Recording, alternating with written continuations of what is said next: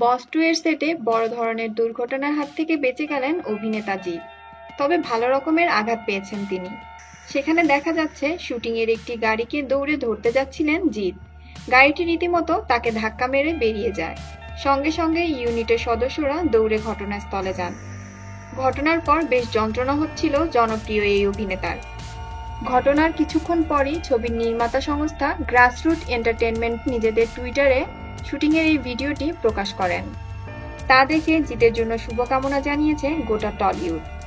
ছবির পরিচালক বাবা যাদব জানিয়েছেন, অভিনেতা আপাতত সুস্থ রয়েছেন। তবে এটি কি আসলেই দুর্ঘটনা নাকি অন্য কিছু তা খতিয়ে দেখা হচ্ছে। বর্তমানে বস 2 এর দ্বিতীয় লটের শুটিং চলছে থাইল্যান্ডে।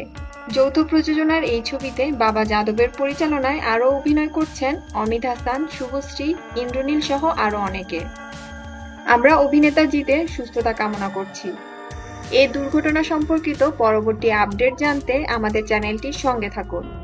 লাইক, কমেন্ট এবং শেয়ার করতে ভুলবেন না।